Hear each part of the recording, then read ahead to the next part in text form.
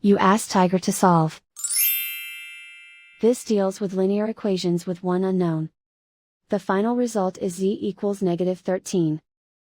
Let's solve it step by step. Group all constants on the right side of the equation. Subtract 8 from both sides. Group like terms. Simplify the arithmetic.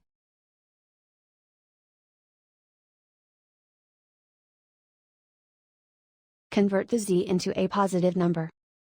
Multiply both sides by -1.